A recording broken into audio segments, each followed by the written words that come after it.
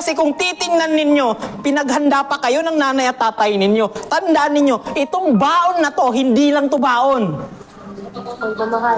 Yung pagmamahal, yung pera, sakripisyo na meron sila pambili ng bigas na to, yun ang laman nito. Sadyang hindi nyo lang nakikita. Minsan magrereklamo kayo na wala kayong ulam. Ang tanong ko, nakita nyo bang kumain yung mga magulang nyo para lang mabili ito?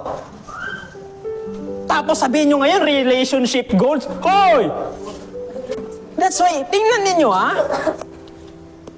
kung bawat bagay na tinitingnan ninyo o tinatanggap nyo sa pamilya ninyo, sa nanay o sa tatay mo, OFW man yan o hindi, malayo man yan o hindi, kung titingnan nyo na yung mismo binigay niya, hindi lang basta pera, hindi lang basta baon, hindi lang basta damit, papasalamatan nyo sila.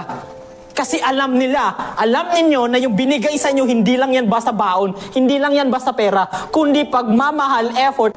Sinasaksak ko to sa utak ninyo para malaman ninyo na hindi nga, kahit papaano, hindi sila perpekto. Pero kung papansin ninyo kung ano yung binigay nila sa inyo, kung marunong lang kayong magpasalamat, kahit papaano, sobra yung binibigay nila sa inyo. Pero ang tanong ko, alam nyo ba kung paano nila nakuha to?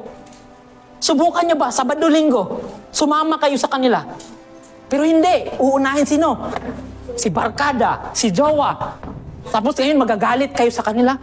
It is because ang gusto nyo lang, kayo lang ang intindihin. At hindi nyo sila gustong intindihin. Paano nyo sila maiintindihan kung ayaw nyo silang intindihin? Kung iisipin ninyo, tingnan ninyo, may cellphone kayo. Mang, pang, palitikog phone. Kahit tungod sa unsa. Mag-research ako. Pero anong ginagawa ng phone na to? It is because sa panahon ngayon, pag naging bobo kayo, hindi na kasalanan ng teacher ninyo, hindi na kasalanan ng tatay ninyo, hindi na kasalanan ng mga magulang ninyo, or ng ibang tao. Lalong-lalo na pag may cellphone kayo. Bakit? 10 peso lang ang kailangan mo. Kahit 5 peso nga lang, malalaman mo kung ano yung gusto mong malaman. Maybe hindi lahat, pero kung may gusto kong malaman sa subject na meron ka, pwede mong matutunan.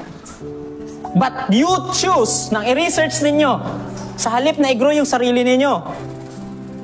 Kasi ang gusto ko lang iparating sa inyo, hindi lahat, maybe hindi nila lahat nabibigay sa inyo ng gusto ninyo. Yes, nagagalit kayo. Pero mula sa baon ninyo, sa iPad na to, hindi ito nakuha ng libre.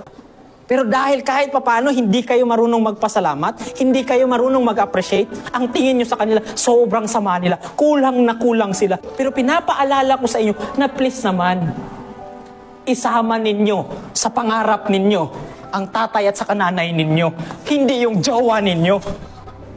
Kasi itong jowa ninyo at iniwan kayo, babalik kayo kanino? Sa family ninyo. Kahit anong gawin nyo dito, paminsan, hindi halos lahat. Pag nasaktan kayo, sila yung tatanggap sa inyo.